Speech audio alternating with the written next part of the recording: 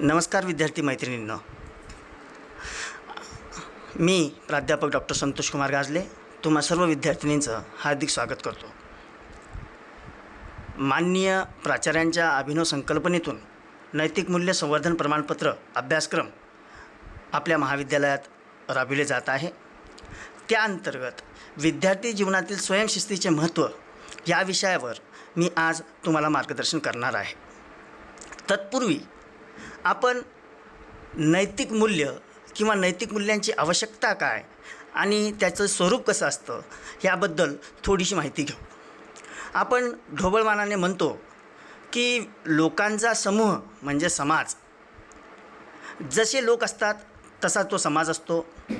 कुठल्याही देशाचा उत्कर्ष किंवा अपकर्ष हा तेथील लोकांच्या आचरणावर, जीवन पद्धतीवर, शिक्षा पद्धतीवर अवलंबून असतो.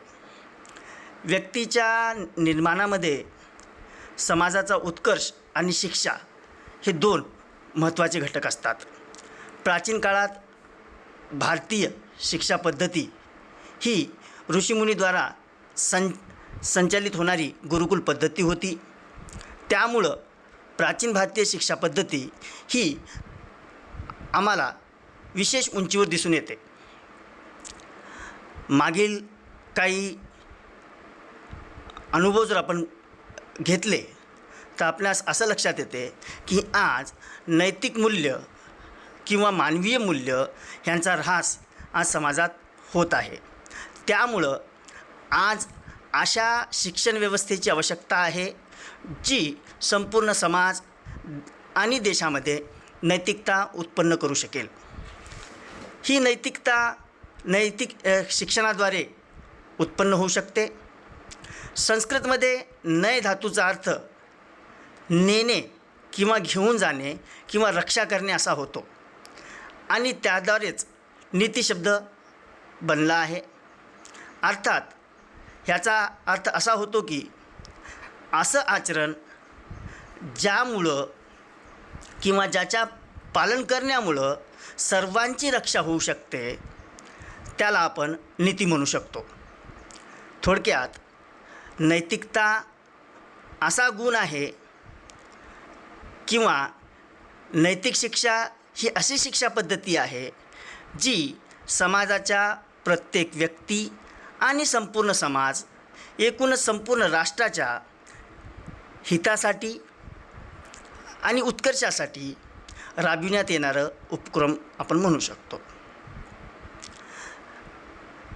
नैतिक मूल्य ह्याचा साधारणपणे अर्थ असा सांगितला जाऊ शकतो की सामाजिक जीवनात एक व्यवस्था कायम करण्यासाठी काही नियम बनवले जातात आणि हे नियम जेव्हा धर्म आणि मानवता ह्यांच्याशी त्यांची सांगड घातली जाते तेव्हा त्यांना नैतिक नियम म्हटलं जातं. त्यांचे पालन करण्याने व त्यांना आचरणात आणण्याने त्याला नैतिकता म्हटली जाते. धर्म आणि नैतिकता हे मानवी जीवनाचे आधारभूत घटक आहेत. त्याशिवाय मनुष्य जीवनाची कल्पना केली जाऊ शकत नाही आणि शिक्षा पद्धती ही मानवी जीवनातलं एक अनिवार्य घटक आहे आणि त्या अनुषंगानंच तुम्हाला या प्रमाणपत्र अभ्यासक्रमांतर्गत नैतिक मूल्य संवर्धनाबद्दल विविध घटकाबद्दल मार्गदर्शन केलं जाणार आहे. तर आज मी आपणास विद्यार्थी जीवनातील स्वयंशिस्तीचे महत्त्व या विषयावर सांगणार आहे. स्वयंशिस्त ही मानवी जीवनातली सर्वात महत्त्वाची आणि अनिवार्य अशी बाब आहे. त्याशिवाय व्यक्तीचा सर्वांगीण विकास किंवा सर्वांगीण उत्कर्ष याची आपण कल्पना करू शकत नाही. स्वतःहून स्वतःवर लागू केलेल्या नियमांना स्वयंशिस्त म्हणतात. आपण मानव म्हणून जन्माला आलो आहोत. असं म्हणतात की मानव हा अतिशय हुशार प्राणी आहे. पण जर आपण मुंग्यांना पाहिलं तर आपल्यापेक्षा जास्त हुशार ते दिसतात. कारण आपण चालताना कधीच शिस्त पाळत नाही, पण मुंग्यांची जरी आपण रांग पाहिली किंवा ती रांग जर आपण मोडली तरी ते पुन्हा व्यवस्थित रांग करून चालतात. यालाच शिस्त म्हणता येईल. विद्यार्थी जीवनाला जर आपल्याला योग्य दिशेने यशाकडे न्यायचं असेल तर आयुष्यातील प्रत्येक स्तरात आणि क्षेत्रात शिस्तीला फार महत्त्व आहे, याची आम्हाला जाणीव असली पाहिजे. शालेय जीवनापासूनच प्रत्येकालाच शिस्तीचे धडे गिरविले जातात, मात्र याकडं कोणी गांभीर्यानं तर कोणी सहजतेनं पाहतात. शिस्त मानवाला जीवनात यशस्वी करत असते, परंतु कोणाच्या धाकाने अथवा धडपशाहीने शिस्त न लागता स्वयंशिस्त लागायला हवी, जी आपल्याला आयुष्यात यशस्वी करेल. स्वयंशिस्त ही यशाचा राजमार्ग आहे आणि त्याद्वारेच आपण जीवनाला यशस्वी, परिपूर्ण आणि समाज उपयोगी बनू शकतो. त्यासाठी स्वयंशिस्त ही आपल्या आयुष्यातील अत्यंत अनिवार्य अशी घटक आहे, म्हणून त्याकडे पाहणे किंवा त्याबद्दल विचार करणे हे अत्यंत आवश्यक आहे. स्वयंशिस्तीबद्दल काही महत्त्वाचे घटक आहेत. रॉबर्ट हेन्सले यांनी स्वयंशिस्तबद्दल महत्त्वाचं वक्तव्य करताना असं म्हटलं आहे की स्वयंशिस्त ही तुमच्या जीवनाला कलाटणी देणारी बाब आहे. स्वयंशिस्तीद्वारे किंवा स्वयंशिस्तीचे जे महत्त्वपूर्ण घटक म्हटले जाऊ शकतात ते आहे विकास, त्यानंतर आहे स्वनियंत्रण, त्याच्यानंतर दृढ इच्छाशक्ती आणि बौद्धिकदृष्ट्या सबळता आणि आपले ध्येय गाठण्यासाठी आवश्यक ती पात्रता. ह्या महत्त्वपूर्ण घटकाकडं आपणास लक्ष द्यावे लागेल, तेव्हाच आपल्या जीवनात स्वयंशिस्त आहे किंवा स्वयंशिस्त आपण पालन करतो असं म्हणता येईल. हे कायम लक्षात असू द्या, आयुष्यात यश मिळणे, सक्सेसफुल होणे सोपे आहे का? अशी एखादी जादूची कांडी आहे का जी फिरवल्यावर तुम्ही सक्सेसफुल व्हाल? अशी काही जादू मला तर माहीत नाही. मग सक्सेसफुल लोक असे काय करतात की ते सक्सेसफुल होतात? कदाचित ते खूप नशिबान असतात का? तर अजिबात नाही. अशी काही तत्त्वे ती आपल्या आयुष्यात अवलंबतात की ज्याने ते त्यांच्या आयुष्यात सक्सेसफुल होतात. अशी तत्त्वे तुम्हाला हमखास यश मिळवून देऊ शकतील. त्यासाठी महत्त्वाची 3 सूत्र आहेत. सूत्र क्रमांक 1, आयुष्यात असे काहीही अवघड नाही जे तुम्ही प्राप्त करू शकत नाही. जर तुम्ही स्वतः ठरवले तर हवी ती गोष्ट प्राप्त करण्यापासून तुम्हाला कोणीही अडवू शकत नाही. अशा काही मर्यादा नसतात की तुम्ही हे करू शकणार नाही. तुम्ही स्वतःच्या मर्यादा ठरवता, मग नशिबाला दोष देत बसता. तुम्हीच तुमच्यातील भव्यता मारून टाकली आहे. तुम्ही स्वतः ग्रेट आहात. तुमच्या जीवनाचा उद्देश प्राप्त करण्यापासून कोणीही तुम्हाला रोखू शकत नाही. तुम्ही स्वतःचे शत्रू आहात. मी हे करू शकणार नाही अशी नकारात्मक भावना तुम्हाला तुमचे उद्दिष्ट साध्य करण्यापासूनच परावृत्त करीत असते. तुम्हीच स्वतःला मानसिक कुंपण घातले आहे. चला उठा. तुम्हीच तुमच्या जीवनाला दिशा देऊ शकता. हे जीवन सर्वस्वी तुमचे आहे. कोणतीही अयशस्वी व्यक्ती तुम्हाला तुमच्या ध्येयापासून परावृत्त करू शकत नाही. फक्त तुम्ही ठरवा तुम्हाला आयुष्यात काय हवं आहे. ते प्राप्त करण्यासाठी जीवतोड मेहनत करा. यश तुमच्या पदरात पडेलच. सूत्र क्रमांक 2, स्वतःच्या आयुष्याची जबाबदारी तुम्हीच घ्या. जीवनात तुम्ही कुठेही आहात याची जबाबदारी तुम्हालाच घ्यावी लागेल. तुम्ही स्वतःच्या संकुचित विचारामुळे आज असे आयुष्य जगत आहात आयुष्यात स्वतःचा उत्कर्ष करायचा असेल तर जिथे पोहोचायचे आहे तिथे जाण्यासाठी तुम्हाला आव्हाने स्वीकारावी लागतील. त्याची सगळी जबाबदारी तुमचीच असेल.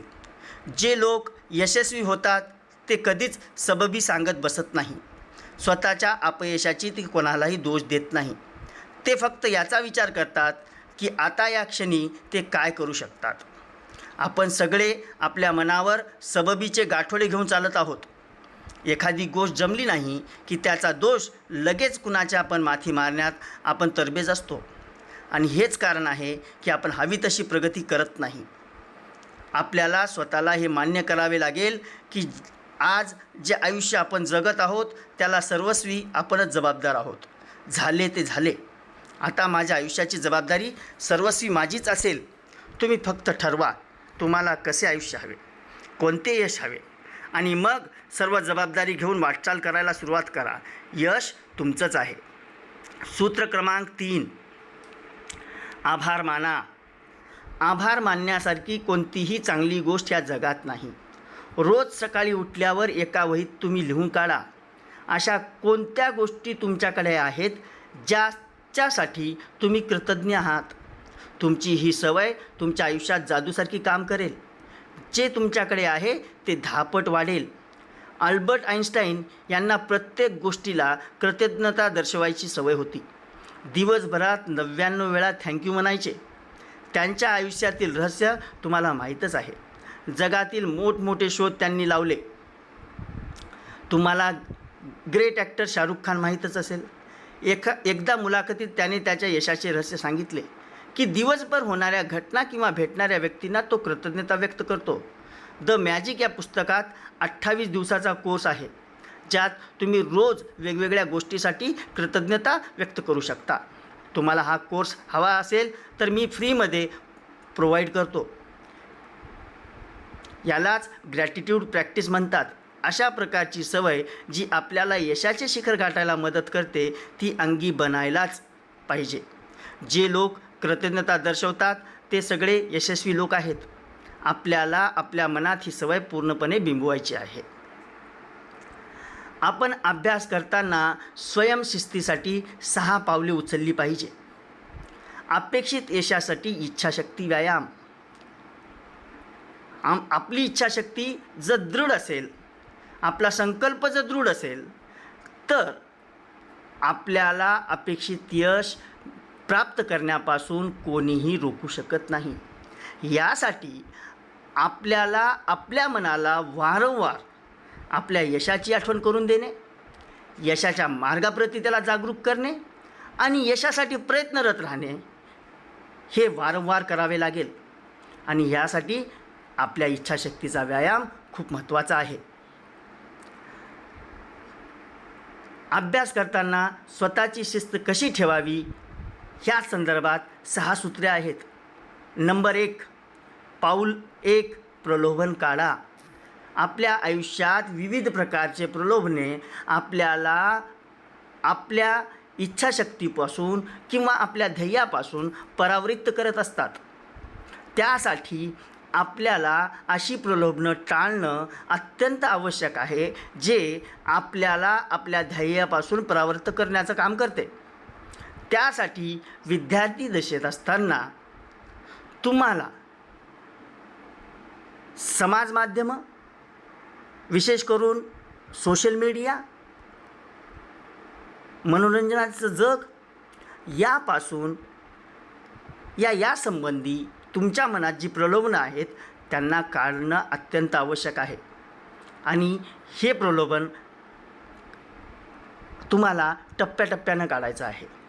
अगोदर अर्धा तास, नंतर 1 तास असं आपल्याला स्वतःला किंवा स्वतःच तुम्ही त्याबद्दल आपल्या प्रलोभनांना आळा घालू शकता. त्यानंतर महत्त्वाचं दुसरं पाऊल आहे, अभ्यास सुरू करण्यापूर्वी ब्रेन फूड खा. अर्थात तुमच्या मनाला आनंद देईल अशा घटना केल्यानंतर जेव्हा तुमचं मन प्रसन्न असते त्यावेळेस अभ्यासाला सुरुवात करा. आणि त्यातल्या त्यात आहारामध्ये अशा गोष्टींचं सेवन करा जे तुमच्या शरीराला एकूणच तुमच्या बौद्धिक क्षमतेला पोषक असेल.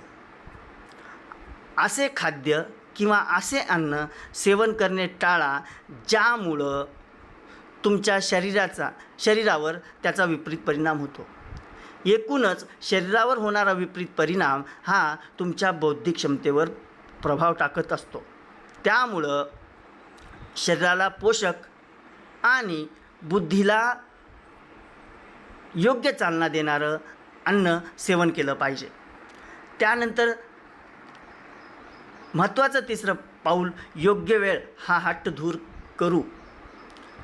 बऱ्याचदा आपण म्हणत असतो उद्यापासून सुरुवात करू, पण तो उद्याचा दिवस कधीच उजळत नाही आणि त्यामुळं आपण एक दिवस वाया घालवत असतो आणि आपण आजचा निर्णय जर उद्यावर ढकलला तर तो उद्या कधीच उजाडत नाही. ही बाब आम्हाला सदैव लक्षात ठेवली पाहिजे. संत कबीरानं म्हटलेलं आहे, कल करे सो आज कर, आज करे सो अब, पल में परलय हो जाएगा, बहुरी करेगा कब. त्यामुळं कधीही कुठलीही बाब किंवा कुठलाही अभ्यास उद्यावर लोटू नका. त्यानंतर महत्त्वाचं चौथं पाऊल आहे, मी जर केले असते तर. बऱ्याचदा बरेच विद्यार्थी वेळ निघून गेल्यानंतर जर तरच्या गोष्टी बोलतात, पण अब पछताए क्या होत, चिडिया चुग गई खेत. जर आम्हाला करायचं नसेल तर आम्हाला योग्य वेळी योग्य निर्णय घेऊन योग्य दिशेने पाऊल उचलणं गरजेचं आहे आणि त्याशिवाय आम्हाला यशाचा राजमार्ग पादाक्रांत करता येणार नाही.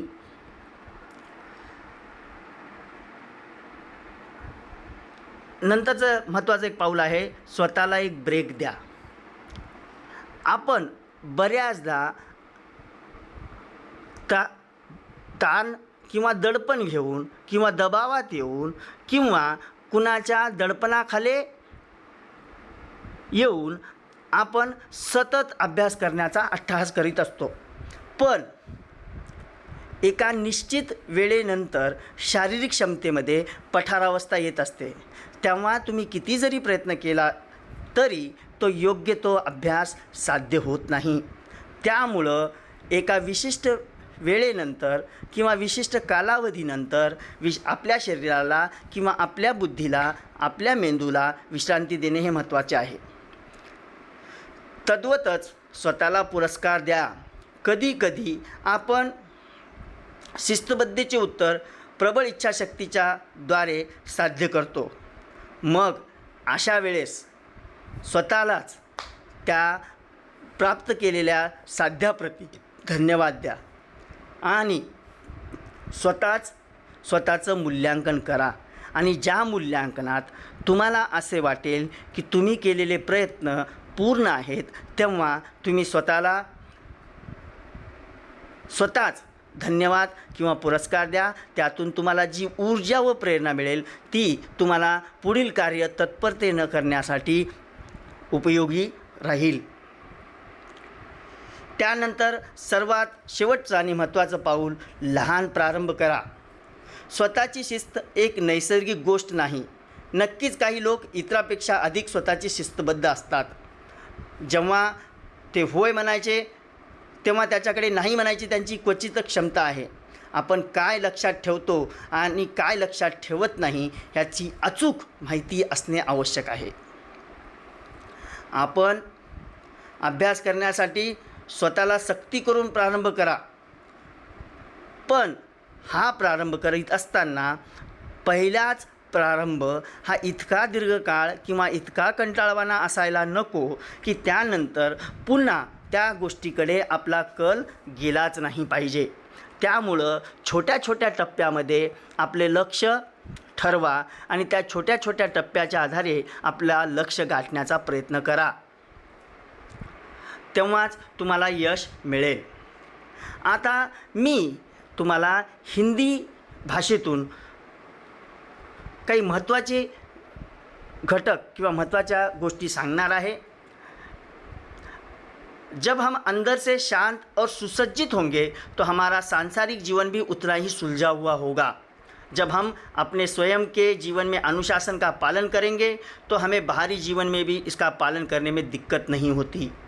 स्व अनुशासन आपकी समस्याओं को सुलझा तो नहीं सकता, परंतु आपको सही गलत का निर्णय लेने में मददगार साबित होता है। स्वयं अनुशासित रहने के 21 तरीके। स्वयं का स्वयं पर शासन आत्मा अनुशासन है। आत्मा अनुशासन उस ताले की चाबी है जिसे कामयाबी या सफलता कहा जाता है। कुछ तरीके जिसमें हमें सीखने को मिलेगा या अनुशासन ज़िंदगी में लाने में सहायता मिलेगी, ऐसे 21 नुस्खे या तरीके मैं आपको बता रहा हूँ। नंबर 1, हर दिन का महत्व समझना होगा। हर इंसान के जीवन का हर एक दिन बहुत ही महत्वपूर्ण होता है, क्योंकि इंसान की जितनी उम्र होती है उस उम्र का 50% तो सोने में ही निकल जाता है। बाकी बचा हुआ 50% बाकी सब कामों के लिए होता है। इसलिए हर दिन की हर पल की महत्वता को समझना और उसके अनुसार काम करना अत्यंत आवश्यक है। दूसरा, समय का महत्व। किसी काम में देरी ना करें। जो काम जिस समय करना है उसी समय कर डालिए, क्योंकि बीता हुआ समय कभी वापस नहीं आता।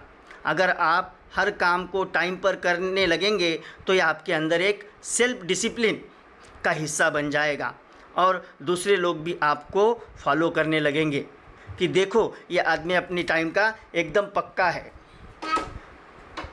तीसरा, महत्वाकांक्षा को बढ़ाएं। महत्वाकांक्षा का मतलब है कि आप एक चीज़ को लेकर स्थिर न रहें, अपनी ज़रूरतें बढ़ाते रहें, क्योंकि अगर आपने अपनी सोच, अपनी ज़रूरतें स्थिर कर ली तो आप शायद सेल्फ डिसिप्लिन करना छोड़ देंगे। चौथी महत्वपूर्ण चीज़, सुबह जल्दी कैसे उठें, क्योंकि जो काम आज तक आप करते आए हैं उस काम को करने में आपको बहुत ज़्यादा सेल्फ डिसिप्लिन रहने की ज़रूरत नहीं है। और यदि आपने कुछ दिन ऐसा ही किया तो आप ये सब कुछ भूलने लगते हैं। इसीलिए नई नई महत्वाकांक्षी रखें, नए नए काम करने के बारे में सोचें और उनके प्रति स्वयं को अनुशासित रखें। नंबर 5, चैलेंज स्वीकार करने के लिए तैयार रहें। जब आप अपने को अनुशासित करना शुरू करते हैं तो आपके सामने बहुत सारे चैलेंज आते हैं, किंतु आपको ये चैलेंज स्वीकार करने हैं और इनकी पूरी तरीके से सामना करना है और इनसे पीछा छुड़ाकर नहीं भागना है। इनका सामना करें और इनके समाधान ढूंढें, क्योंकि अगर आपने इनसे पीछा छुड़ा लिया और इनका कोई समाधान नहीं ढूंढा तो ये आपको आज नहीं तो कल फिर से परेशान करेंगे और आपको अनुशासित नहीं रहने देंगे। इसलिए सेल्फ डिसिप्लिन रहने का सबसे अच्छा तरीका है चैलेंज को स्वीकार कीजिए और उनके समाधान ढूंढिए। अपने रूटीन पर सख्त रहें। अपने पूरे दिन का एक टाइम टेबल बनाएं, जिसे आप रूटीन भी कह सकते हैं। यानी आप अपने पूरे दिन के काम करने के तौर तरीकों की एक प्रक्रिया बनाएं और उस प्रक्रिया को लिख कर रखें। इस दिनचर्या के आधार पर उसमें आपको अगर कुछ बदलाव की ज़रूरत पड़े तो उसमें बदलाव भी कर सकते हैं, लेकिन ध्यान रहे कि उसमें आपका कोई भी कंफर्ट जोन नहीं होना चाहिए। नंबर 7, कंफर्ट जोन छोड़े। अगर आपने उसमें एक भी कंफर्ट जोन अपनी दिनचर्या में बनाए रखा है तो आप सेल्फ डिसिप्लिन नहीं रहेंगे। जब आपके पूरे दिन का टाइम टेबल बनकर तैयार हो जाए तो आप उसको फॉलो कीजिए और उसी के अनुसार टाइम टू टाइम काम कीजिए। 8 नंबर, अपने विकास पर ध्यान दें। कोई इंसान अनुशासन को फॉलो करता है तो वैसे भी उसका विकास, उसकी ग्रोथ स्वयं बढ़ने लगती है, किंतु इसके साथ साथ आपको अपनी ग्रोथ पर ध्यान रखना होगा कि मेरी ग्रोथ उस हिसाब से हो रही है या नहीं जिस हिसाब से मेहनत कर रहा हूँ। इसलिए एनालाइज कर लें जो वाकई में मेरी मेहनत का फल मुझे मिल रहा है या नहीं, उसके हिसाब से आप अपने आप को अनुशासित करें, सेल्फ डिसिप्लिन करें, कैसे अपने जीवन की ग्रोथ बढ़ा सकें। नंबर 9, सकारात्मक सोच। ये ज़रूरी नहीं है कि हमेशा हमारे साथ अच्छा ही हो। कभी हमारा अच्छा समय आता है तो कभी बुरा, कभी सुख तो कभी दुख। हमें कोई भी परिस्थिति में संयम नहीं खोना चाहिए और विवेक से काम लेना चाहिए। इसलिए हमेशा सकारात्मक सोचें। नकारात्मक सोच से हम परेशान रहने लगते हैं, स्वभाव भी चिड़चिड़ा हो जाता है। इस स्थिति में आप कोई निर्णय नहीं ले पाते हैं और इससे अच्छा काम भी बिगड़ सकता है। गलतियों को स्वीकार करें। हर इंसान से कभी ना कभी गलती होती है। हर इंसान कोई ना कोई गलती अपनी ज़िंदगी में करता ज़रूर है, परंतु हमेशा उस गलती से कुछ सीख लेते हुए आगे बढ़ना चाहिए और अपने आप को मजबूत बनाना चाहिए। नंबर 11, खुद पर विश्वास करें। ज़िंदगी में कुछ भी हो, किसी भी परिस्थिति में हमेशा खुद पर विश्वास रखें। जो हम करेंगे या जो हम करना चाहते हैं वह सही है, इतना विश्वास हमें अपने आप पर होना चाहिए। नई चीज़ें सीखें। हमेशा हर छोटी से छोटी या बड़ी से बड़ी चीज़ों से ज़िंदगी की सीख लें। यह आपको बेहतर बनाने में बहुत मदद करेगा। वह अपनी ज़िंदगी में सफलता और तरक्की दोनों हासिल करते हैं। रोज़ अपने आप को कुछ ना कुछ नई चीज़ को सीखने में डालने से कुछ नया सीखने को मिलता है और आप उसे काम में उपयोग कर सकते हैं। कहते हैं कि खाली दिमाग शैतान का घर होता है, इसलिए रोज़ कुछ नया सीखते रहें और कामयाब बने। स्वयं से प्यार करें।